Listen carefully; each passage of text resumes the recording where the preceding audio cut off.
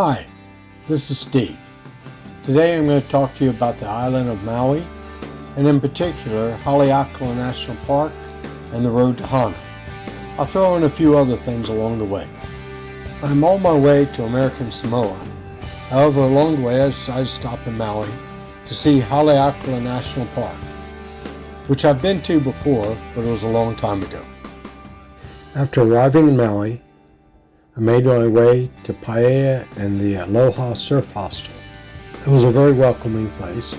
If you've never stayed in a hostel before, they're a little different than normal hotels. They normally have large shared spaces for kitchens and living rooms, and they frequently have other amenities. In this case, it had a pool table downstairs, a hot tub, a laundry, and also they had tours that you could go on during the week. But in most cases, you share both a bedroom and a bathroom with other travelers. You pay by the bunk, but in this case, it was only about $40. Although many of the visitors are young, they take people of any age, and typically they're from all around the world. The next morning, I got up early and went to see sunrise at a nearby beach. I got to see waves crashing against the rocks and the sunrise, and of course, surfers. After the beach and a little bit of a rest, I headed up to Haleakala. Although many people go to Haleakala for sunrise, it does require a reservation. So I decided to go up and do a little hiking and stay for sunset.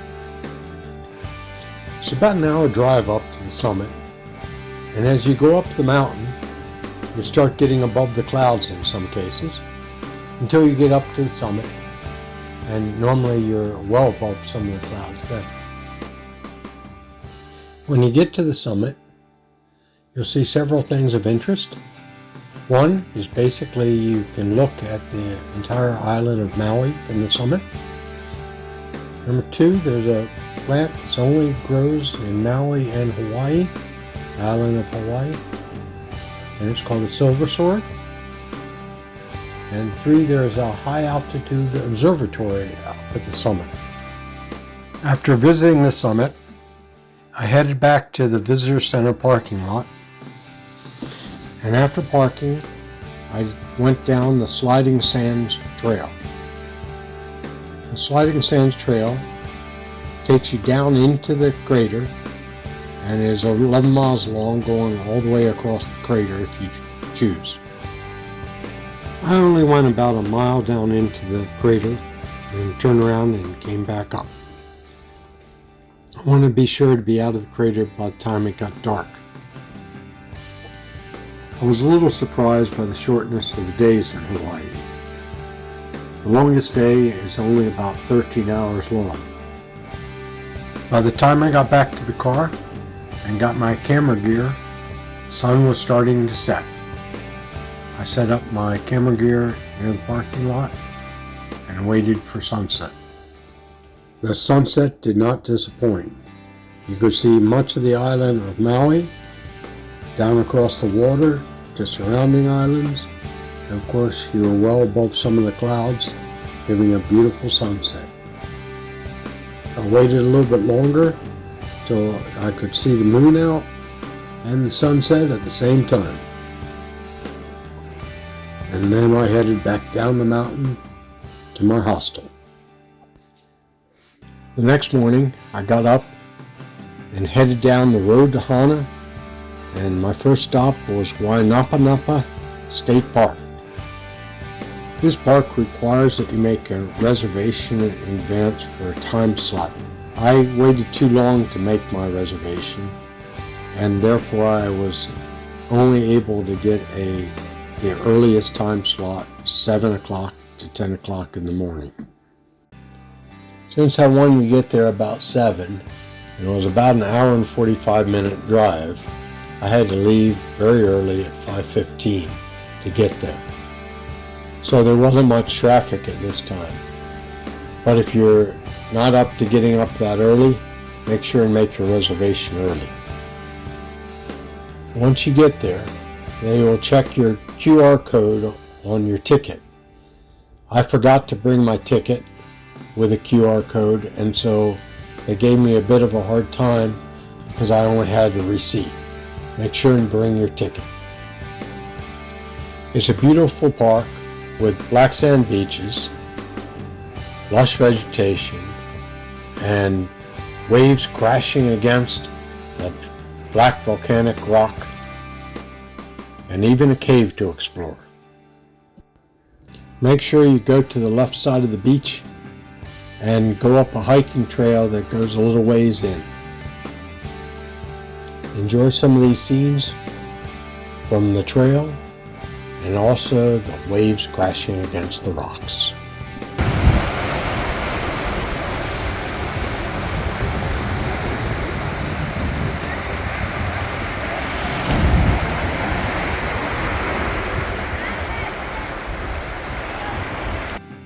Next stop was the Red Sand Beach in Hana. It's a little hard to find. Go to the end of Waiʻānapanapa Road, find parking nearby, and just before you get to a gate, go into a development, find a dirt path that goes off to the left of the road. Follow that for about 10 minutes and you'll come to the Red Sand Beach. It's a beautiful and well-protected beach with a line of rocks that goes across the mouth, stopping the waves from crashing in.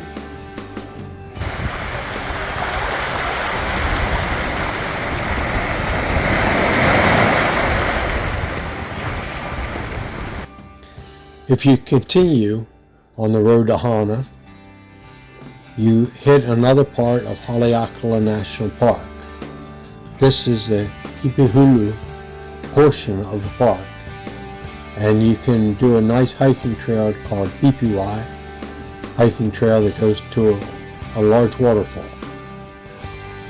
Along the Pipiwai trail, you first come to a very large banyan tree, and then you go through a bamboo forest before you get to Waiʻānapanapa Falls, a 400-foot waterfall.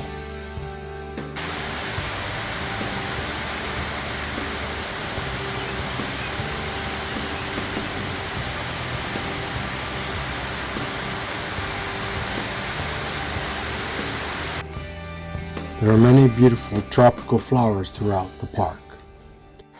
You can take a short hike to the 7 sacred pools. This is a natural wonder of 7 cascading pools and waterfalls that eventually run into the ocean. You can see the ocean crashing against the beach also. And finally, to finish off the park, I saw a mongoose running around the visitor center. I'd seen a lot of discussion as to whether you could go on the backside on the road to Hana. I decided to try it and had no trouble at all. Here's the sunset as I was finishing up the loop. Before I left Maui, I took a visit to Tavares Beach to see the sea turtles. I saw about a dozen sea turtles that day. Thank you for joining me on my trip to Maui and Haleakala National Park and on the road to Hana. Stay tuned for more adventures.